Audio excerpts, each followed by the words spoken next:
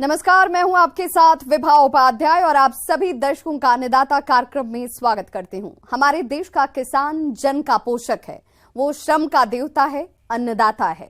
उसमें ही भारत की आत्मा निवास करती है और ऐसे ही किसानों की प्रगति के लिए हम खेती बाड़ी से जुड़ी हुई बहुत सी नई लाभकारी जानकारियां हर रोज सुबह लेकर आते हैं। तो चलिए कार्यक्रम शुरू करने से पहले देखते हैं क्या है आज के अन्नदाता में। अधिक फल उत्पादन के लिए पपीते के बाग में करें जरूरी कार्य। गन्ने की फसल में लगने वाले रोगों की रोकथाम।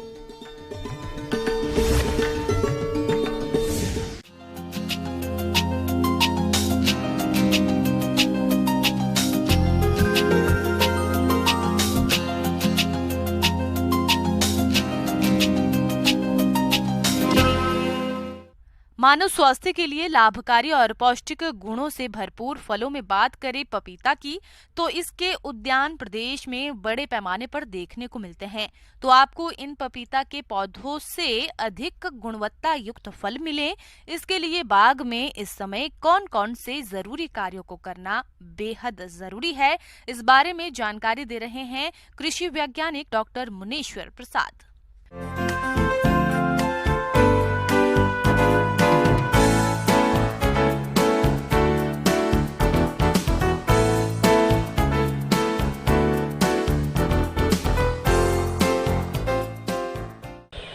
जैसा कि आप देख रहे हैं कि अभी हमारा क्षेत्रों में और किसान के खेतों में थोड़ी ठंड का एहसास हो रहा होगा, और जो किसान भाई पपीता के खेती कर रहे हैं उनके सामने एक जाड़े का जो प्रबंधन करने की के बारे में जानकारी होनी चाहिए कि हम जाड़े के मौसम में कैसे पपीते की खेतों को हम अच्छी तरह से कर पाएँ। इसके लिए सबसे पहले तो आप ध्यान दीजिएगा कि हमारा पपीते के जो भी खेत हैं उसमें सिंचाई की समुचित व्यवस्था हो, नमी हमेशा रहना चाहिए। अगर नमी नहीं रहेगी तो आपको वो पौधे में पाला मारने की समस्या होगी। पपीते के पौधे ठंड के प्रति काफी संवेदनशील होते हैं। पाला पड़ने पर पपीते के पौधे मरने लगते हैं और ऐसे में पपीतों के छोटे और नवरोपित पौधों को पुआल की टाटी बनाकर पौधों के उत्तर पश्चिम दिशा से तीनों ओर से ढक दें। साथ ही पाला पड़ने पर बाग के चारों ओर धुआं करें। साथ ही आप देख रहे हो कि इस रबी मौसम में अनेक प्रकार की सब्जियां लगाई जाती हैं, जिसमें जो आपके जैसे टमाटर हो गए, आलू हो गए, मिर्च हो गए, ये सब, इनमें एक कीड़े का कभी कभी प्रकोप देखा जाता है, और वो कीड़ा जो है वाइट फ्लाई या थ्रिप्स जो है पपीते के पौधे को भी आक्रांत करता है। तो कीड़े और बीमारियों का भी आप समुचित देखभाल इस समय में करेंगे। पपीते के बाग में इन कीटों के कारण पर्णकुंचन यानी लीफ कर्ल रोग होता है, जिसके लक्षण केवल पत्तियों पर दिखाई पड़ते हैं। रोगी पत्तियां छोटी और झुर्रीदार हो जाती हैं। पत्तियों का विकृत होना एवं इनकी शिराओं का रंग पीला पड़ जाना रोग के सामान्य लक्षण हैं। रोगी पौधों में फूल कम आते हैं। रोग की तीव्रता में पत्तियां गिर जाती है। इसके नियंत्रण के लिए रोगी पौधे को उखाड़कर फेंक देना चाहिए। साथ ही सफेद मक्खी के नियंत्रण के लिए इमिडाक्लोप्रिड 1 मिलीलीटर का प्रति 3 लीटर पानी में घोल बनाकर छिड़काव करना चाहिए। इस समय पपीते के बाग में चूर्निल आसिता रोग का प्रकोप होता है। ये रोग ओडियम यूडिकम कैरिकी नामक कवक से होता है। इससे प्रभावित पत्तियों पर सफेद चूर्ण जमाव हो जाता है, जो बाद में सूख जाती है। इस रोग की रोकथाम के लिए सल्फेक्स 3 ग्राम प्रति लीटर पानी में घोलकर छिड़काव करें।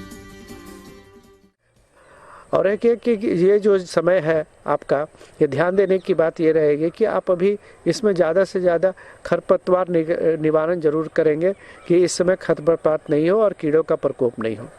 और इसके बाद जैसे ये मौसम आपका बदल जाता है, तब उसमें आप खाद और उर्वरक का फिर पुनः उपनिवेश करेंगे, जो लगभग 200 ग्राम नत्रजन, 300 ग्राम फास्फोरस और 150 ग्राम पोटास प्रति पौधे के दर से दे करके आप उस पौधे को उर्वरक का प्रयोग करेंगे। उसमें पपीते के फूलों को विकसित होने तथा पैदावार बढ़ाने के लिए आदर्श तापमान 21 से 35 डिग्री सेल्सियस और आर्द्रता 70 से 85% होनी चाहिए।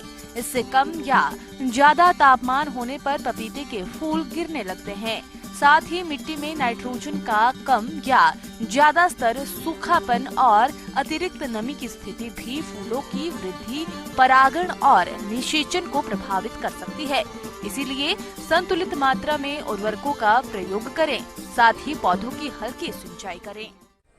किसान भाई जब पपीता की खेती करते हैं तो कभी कभी ऐसा भी देखा जाता है कि उनके फल गिरने लगते हैं, तो आप मिट्टी जांच करा करके उचित पोषक प्रबंधन करिए और साथ ही आप प्रति पौधा 200 ग्राम बोरेक्स का उपयोग पौधे के लगाते समय आप करते हैं तो बहुत ही अच्छा रहेगा, या आप लगाने के 3 महीने के बाद आप इसका उपयोग कर सकते हैं। तो बोरेक्स जो है 20 ग्राम प्रति पौधे के दर से देने से फलों का गिरना और फल के आकार में वृद्धि करना अच्छा रहता है उसके लिए। किसान भाइयों, अब लेते हैं एक छोटा सा ब्रेक।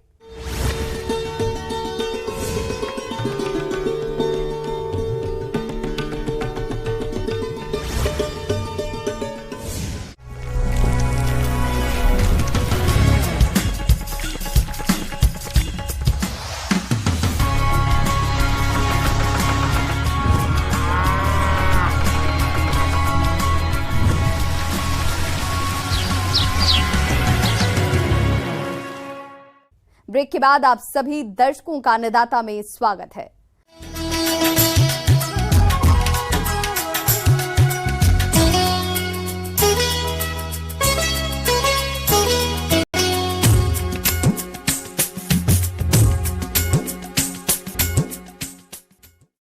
प्रदेश के कई किसान गन्ने की खेती से जुड़े हैं। अभी कुछ किसानों ने शरदकालीन गन्ने की बुआई कर दी है और कुछ आने वाले समय में बसंतकालीन गन्ने की बुआई करेंगे। लेकिन शरदकालीन गन्ना हो या बसंतकालीन गन्ना, दोनों में कई प्रकार के रोगों का प्रकोप होता है जो कि फसल की बढ़वार को बाधित करते हैं। इसीलिए समय रहते इनकी रोकथाम करना बेहद जरूरी है, जिसके बारे में बता रहे हैं बिहार कृषि विश्वविद्यालय सबौर जिला भागलपुर के पौधरोग विशेषज्ञ डॉक्टर RN गुप्ता।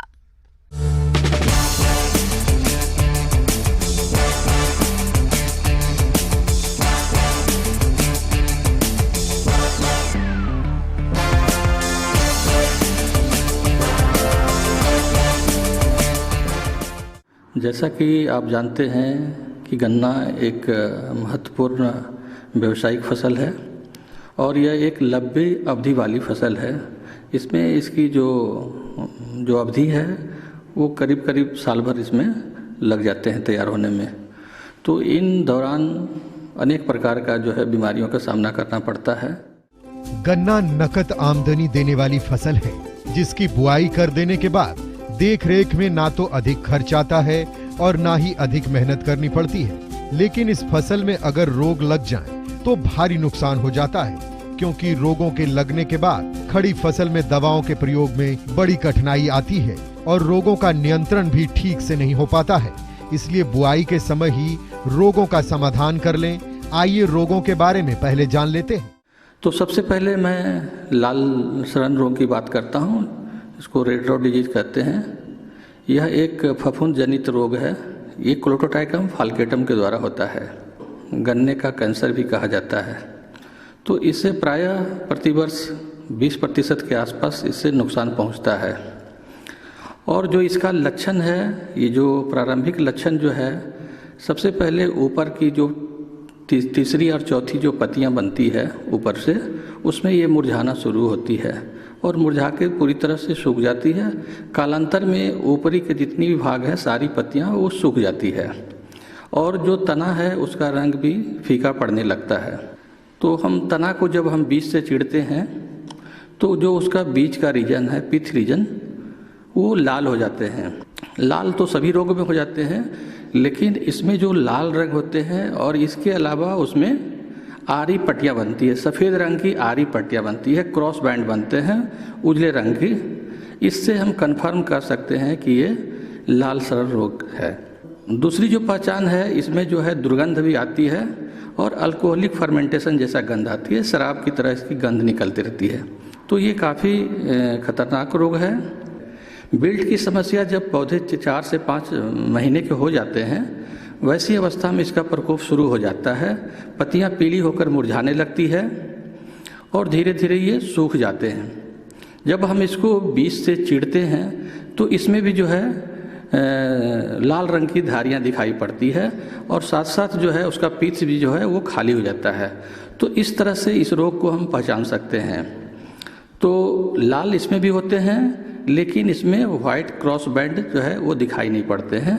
तो इससे हम, और जो हमारा रेड रॉट है, इससे हम डिफ्रेंशिएट करते हैं। दोनों में अंतर यही है कि जो लाल सड़न रोग है उसमें भी पीठ लाल हो जाते हैं, लेकिन उसमें आरी पट्टियाँ दिखाई पड़ती है सफ़ेद रंग की, और इसमें आरी पट्टियाँ सफ़ेद रंग की दिखाई नहीं पड़ते हैं। इससे हम उस दोनों रोग को पहचान कर सकते हैं।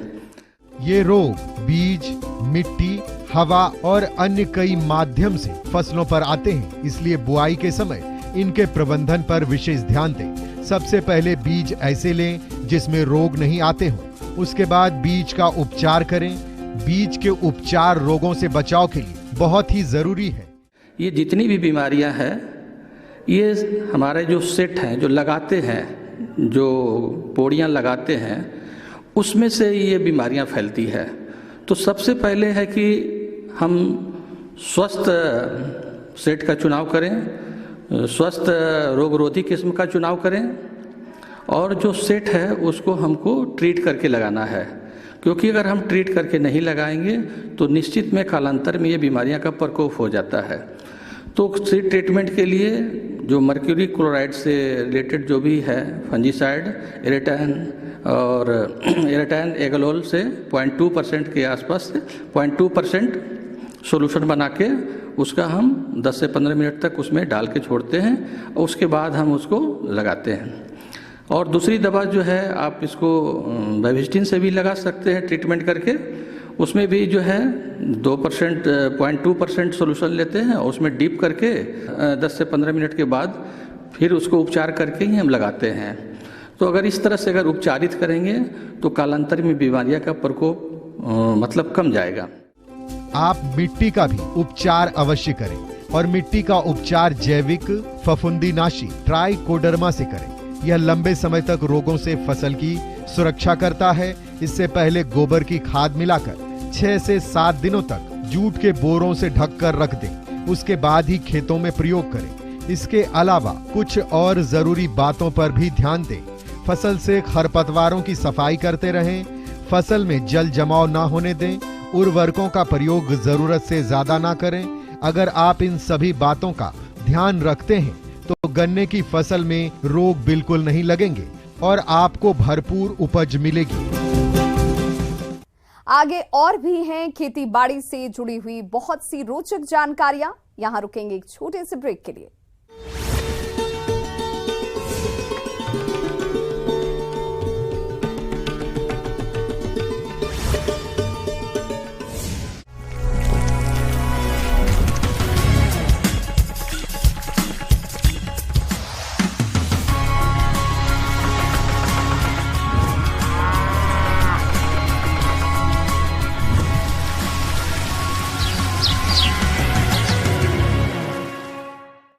ब्रेक के बाद एक बार फिर से आप सभी दर्शकों का अन्नदाता कार्यक्रम में स्वागत है।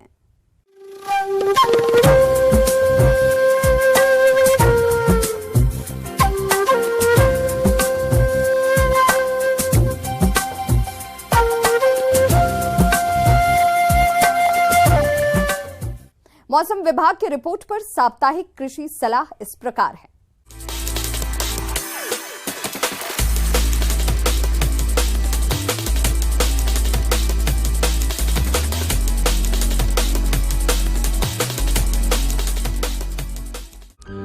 ग्रामीण कृषि मौसम सेवा भारत सरकार और डॉक्टर राजेंद्र प्रसाद केंद्रीय कृषि विश्वविद्यालय समस्तीपुर के मौसम विभाग के सहयोग से जारी मौसम पूर्वानुमान के अनुसार पूर्वानुमान की अवधि में समस्तीपुर और इसके आसपास के इलाकों में अगले आने वाले दिनों में आसमान साफ रहने की संभावना है। इस दौरान मौसम के शुष्क रहने और अधिकतम तापमान 25 से 29 डिग्री सेल्सियस और न्यूनतम तापमान 11 से 14 डिग्री सेल्सियस के बीच रहने का अनुमान है। मौसम के मिजाज को देखते हुए किसानों को सलाह दी जाती है कि मौसम के शुष्क रहने की संभावना को देखते हुए किसान भाई हल्दी ओल की तैयार फसलों की खुदाई करें और राई सरसों की तैयार फसलों की कटाई प्राथमिकता देकर करें। समय से बोई गई गेहूं की फसल जो गाभा की अवस्था में आ गई हो उसमें सिंचाई कर 30 किलोग्राम नाइट्रोजन प्रति हेक्टेयर की दर से उपरिवेशन करें। शुष्क मौसम को देखते हुए किसान भाई आलू की तैयार फसल की खुदाई करें। खुदाई के 15 दिन पहले सिंचाई बंद कर दें। बीज वाली आलू की फसल की ऊपरी लती काट दें। इस समय लहसुन और आगात बोई गई प्याज की फसल में थ्रिप्स कीट का प्रकोप अधिक आने की संभावना होती है। थ्रिप्स कीट की निगरानी करते रहें। थ्रिप्स कीटों की संख्या अधिक दिखने पर प्रोफेनोफास 50 इसी दवा का 1 मिलीलीटर प्रति लीटर पानी या इमिडाक्लोप्रिड 17.8 SL की 1 मिलीलीटर मात्रा प्रति 4 लीटर पानी के हिसाब से घोल बनाकर छिड़काव करें। अच्छे परिणाम के लिए चिपकने वाले पदार्थ जैसे टीपॉट 1 मिलीलीटर प्रति लीटर पानी की दर से घोल में मिलाएं। पपीता की खेती करने वाले किसान भाइयों को सलाह दी जाती है कि 12 से 17 फरवरी तक नर्सरी की तैयारी कर बीज की बुआई कर लें, अन्यथा देर होने की स्थिति में बढ़ते तापमान के कारण रोपनी के समय पौधे पर विपरीत प्रभाव पड़ सकता है। मटर की फसल में फली छेदक कीट की निगरानी करते रहें। इस कीट के पिल्लू फलियों में जालीनुमा आवरण बनाकर उसके नीचे फलियों में प्रवेश कर अंदर ही अंदर मटर के दानों को खाती रहती हैं। एक पिल्लू एक से अधिक फलियों को नष्ट करता है। इस कीट के नियंत्रण के लिए प्रकाश फंदा का उपयोग करें। 15 से 20 टी आकार की पक्षी बैठका जिसे वर्ड पर्चर भी कहते हैं प्रति हेक्टेयर लगाएं। कीटों का अधिक प्रकोप होने पर क्विनाल्फास 25 इसी या नोवाल्यूरान 10 इसी की 1 मिलीलीटर मात्रा प्रति लीटर पानी की दर से घोलकर छिड़काव करें। गर्मा मौसम की सब्जियों की बुआई के लिए जिन किसान भाइयों के खेत तैयार हो चुके हैं बुआई शुरू कर दें और जिन किसानों का खेत तैयार नहीं है वैसे किसान भाई खेतों की तैयारी जल्दी करें। रबी मक्का की फसल जिसमें धनबाल और मोचा आ गई हो उसमें सिंचाई कर 50 किलोग्राम नाइट्रोजन प्रति हेक्टेयर की दर से उपरिवेशन करें। अरहर की फसल जिसमें 50% फूल आ गया हो उसमें फली छेदक कीट से बचाव के लिए प्रोफेनोफास 50 इसी दवा 2 मिलीलीटर प्रति लीटर पानी की दर से घोल बनाकर छिड़काव करें। किसान भाई बसंत कालीन गन्ना लगाना चाहते हैं तो खेत की तैयारी कर बुआई शुरू करें। बसंत कालीन गन्ना और शकरकंद की बुआई के लिए खेत की तैयारी करें। अक्टूबर नवंबर महीनों में रोपी गई गन्ना की फसल में हल्की सिंचाई करें। जो ऐसे बाग जिसमें निकट भविष्य में फूल आने वाले हों उसमें इमिडाक्लोप्रिड 17.8 SL की 0.5 मिलीलीटर प्रति लीटर पानी एवं हेक्साकोनाजोल 1 मिलीलीटर प्रति लीटर पानी में घोलकर छिड़काव करने से क्रमशः हापर एवं चूड़िल आसिता के साथ साथ अन्य फफूंद जनित रोगों की उग्रता में कमी आती है। दीमक, मधुआ एवं दहिया कीटों और पाउडरी मिल्यू रोग की निगरानी करते रहें। आम और लीची में मंजर आने की संभावना को देखते हुए किसान भाई आम एवं लीची के बागानों में किसी भी प्रकार का कर्षण क्रिया न करें।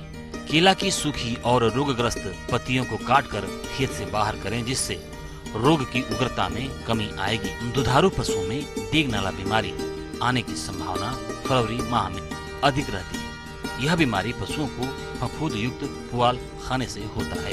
इस बीमारी के लक्षण में दुधारू पशुओं के थन एवं पूंछ का सड़ना पाया गया है। इससे बचाव के लिए 10 ग्राम सोडियम हाइड्रोक्साइड 400 मिलीलीटर पानी में घोलकर उसे 20 किलोग्राम पुआल पर छिड़काव कर पशुओं को खिलाएं। इस बीमारी के उपचार के लिए बीमार पशुओं को पेंटासल्फ दवा 60 ग्राम पहले दिन खिलाएं। किसानों को सलाह दी जाती है कि वे रात के समय मवेशियों को शेड के अंदर रखें और ठंड से बचाने के लिए सूखा बिस्तर प्रदान करें। खाने में प्रोटीन स्तर और खनिज को बढ़ाएं ताकि जानवरों को ठंड की स्थिति से निपटने के लिए स्वस्थ रखा जा सके। पशुओं को नियमित रूप से नमक के साथ खनिज मिश्रण दें और पशुओं की ऊर्जा की आवश्यकता को पूरा करने के लिए ठंडे मौसम के दौरान दैनिक राशन, गेहूं का दाना, गुड़ इत्यादि के साथ दें।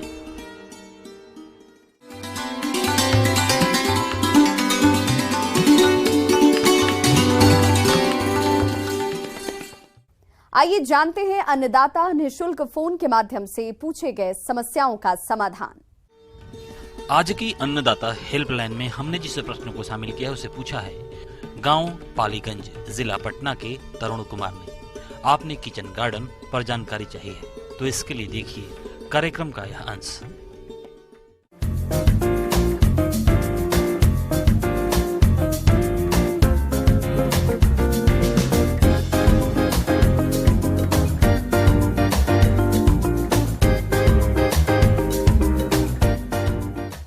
बहुत बड़ी टॉपिक है हमारे लिए। आज जो बढ़ती जनसंख्या है, आज हमारे घर में जितनी सदस्य भी बढ़ते जा रहे हैं, तो हम लोग अपने जो पोषण वाटिका के ऊपर लगाने के लिए बहुत गवर्नमेंट भी, भारत सरकार भी बहुत ज़्यादा जोर दे रही है। उसमें है कि सबसे पहले पोषण वाटिका है क्या? पोषण वाटिका है सुरक्षित पोषण का आधार। मार्केट में भी सब्जियां बहुत सारी मिलती है, बहुत फ्रेश भी है, लेकिन उसमें हम लोग क्या करते हैं, जनसंख्या बढ़ने के कारण हम लोग बहुत कीटनाशक वगैरह का यूज़ करते हैं, जो कि हमारे शरीर के लिए बहुत हानिकारक है। इसलिए हम लोग का ये है मेन मुद्दा कि हम लोग एक पोषण वाटिका अपने घर में, जो खाली अगर ज़मीन है आपके घर के आसपास, तो उसमें हम लोग पोषण वाटिका लगाएं। अगर आपके घर के आसपास थोड़ी सी भी जमीन है तो आप उसमें पोषण वाटिका यानी किचन गार्डन बना सकते हैं। पोषण वाटिका में लगी सब्जियां कीटनाशक रहित यानी पूरी तरह जैविक होंगी, जो आपको कुपोषण से मुक्त कर सेहतमंद बनाएगी। आप घर की छत पर भी छोटे स्तर पर सब्जियों का बाग लगा सकते हैं। उसमें क्या है, एक सदस्य के लिए 200 से 250 मीटर स्क्वायर का हम लोग जमीन लेते हैं, जिससे कि पूरा फैमिली में जो 6 सदस्य होते हैं मेनली, उनके लिए उस जगह से 300 ग्राम पर पर्सन हम लोग सब्जी ले सकते हैं। और मेनली इस पे ध्यान देना है कि सूरज का प्रकाश उस जगह पे जरूर आए, ताकि हमारे जो सब्जियां हैं वो अच्छे से बढ़े और उसमें जो पोषक तत्व है प्रचुर मात्रा में पाया जाए। और ये भी ध्यान देना है, जो हमारा जगह होना चाहिए वो बड़े बड़े पेड़ पौधे के नीचे नहीं होना चाहिए, ताकि उसका जो पत्ता है उस सब्जियों को खराब ना कर पाए। किचन या टेरेस गार्डन के लिए ऐसे स्थान का चयन करें, छत के ऊपर, बरामदा या खिड़की के छज्जे, घर में खुले स्थान जहां पर सूर्य की रोशनी तथा पानी की सप्लाई की समुचित व्यवस्था हो, वहां पर गृह वाटिका बेहतरीन तरीके से स्थापित कर सकते हैं, क्योंकि पौधे सूर्य की रोशनी एवं पानी प्राप्त कर अच्छी गुणवत्ता की सब्जियां और फलों का उत्पादन देते हैं। किचन गार्डन में खाली पड़े लकड़ी बक्से और गमले का प्रयोग कर सकते हैं, जिनमें बालू, मिट्टी और कंपोस्ट का मिश्रण बनाकर पौधों को आप लगा सकते हैं। इसके अलावा आजकल पॉलीथीन से बनी बेड का प्रयोग कर आप सब्जियों को घर में उगा सकते हैं।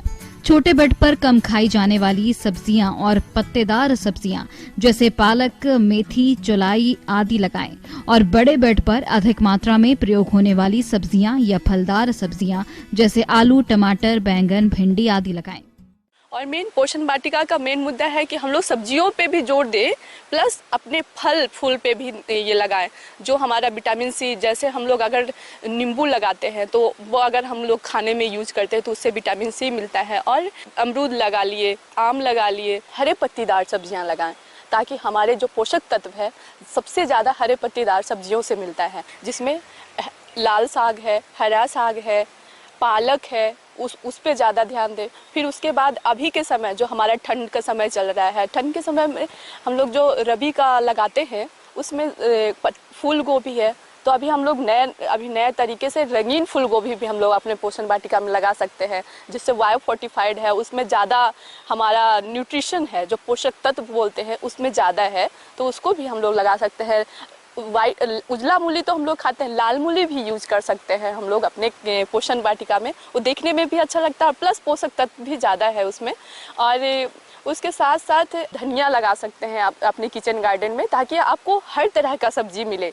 जैसे गर्मी का मौसम है, हम लोग कद्दू है, जिसको हम लोग बोलते हैं लौकी भी यूज कर सकते हैं। उस समय हम करेला लगाते हैं, बैगन लगाते हैं, और इसी तरीके से बहुत सारी सब्जियां हैं जो हम लोग उस समय भी लगाते हैं। कंटेनर और गमलों में लगे पौधों की समय समय पर देखरेख करना बहुत जरूरी होता है। पौधों की सिंचाई मौसम, पौधे की आवश्यकता और मिट्टी के प्रकार पर करनी चाहिए। सर्दी के मौसम में पौधों को पानी की आवश्यकता कम होती है और गर्मी के मौसम में अधिक, इसलिए नमी कमी दिखने पर ही सिंचाई करनी चाहिए। आवश्यकता से अधिक पानी भी पौधों को नुकसान पहुंचा सकता है। पानी देने से पहले मिट्टी को 1 इंच तक खरोंच देना चाहिए। और मेन है पोषण वाटिका का मेन आधार है कि हम लोग जो किचन में जो हम अपने गृह वाटिका है, जो किचन जो हम लोग रसोई घर में जो हम लोग सब्जियां धोते हैं, चावल धुलते हैं, जो हम लोग खाना पकाते हैं, उसके बचे हुए अपशेष को भी यूज कर सकते हैं, जिससे कि हमारा उससे जो पानी उसका जो बाहर निकलता है उसी किचन गार्डन में ही जाए, तो उससे जो पोषक तत्व है वो हमारे किचन में ही, हमारे सब्जियों में ही आए और उससे हमें फिर से वो पोषक तत्व मिल सके। गृहवाटिका की सब्जियों के कीट पतंगों और रोगों से बचाव के लिए बाजार के रासायनिक पेस्टिसाइड की जगह घर पर नीम की पत्तियों के रस या नीम के तेल का छिड़काव करें।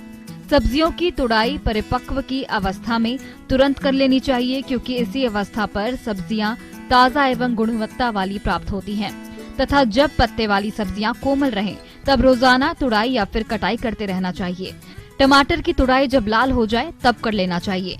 भिंडी और बैगन की तुड़ाई जब उनका पूरा आकार में हो लेकिन कोमल रहे तब इसकी तुड़ाई कर लेनी चाहिए, ताकि हमें ज़्यादा से ज़्यादा पोषक तत्व मिले। और हमारे आज के जनसंख्या बढ़ने के क्रम में हमारा जो भारत देश है उसमें बहुत सारे बच्चे कुपोषण के शिकार हो रहे हैं, बहुत ज़्यादा। आज भी हमारा कुपोषण बढ़ते जा रहा है, तो हम लोग उसको खत्म करने, अगर हम पोषक तत्व, अगर हम अपने किचन गार्डन जो अपना पोषण वाटिका है उससे अगर हम लोग सब्जियां ले और डेली मात्रा में 300 ग्राम प्रतिदिन खाएं, तो हमारा कुपोषण दूर हो सकता है और हमारे बच्चे भी कुपोषण का शिकार नहीं हो पाएंगे। किसान भाइयों, कृषि संबंधित समस्या और सुझावों के लिए आप हमें इस पते पर संपर्क कर सकते हैं। Producer Annadata, news 18 Bihar Jharkhand, Ramoji film city Hyderabad 501512। साथ ही आप हमें ईमेल भी कर सकते हैं। हमारा ईमेल एड्रेस है p18annadatabihar@nw18.com। इसके अतिरिक्त आप हमें निःशुल्क हेल्पलाइन नंबर 1800889216 पर सोमवार से शनिवार सुबह 10 बजे से शाम 4 बजे के बीच संपर्क भी कर सकते हैं। अब समय हो रहा है आपसे विदा लेने का। कल फिर होगी मुलाकात कृषि से जुड़ी महत्वपूर्ण जानकारियों के साथ। नमस्कार।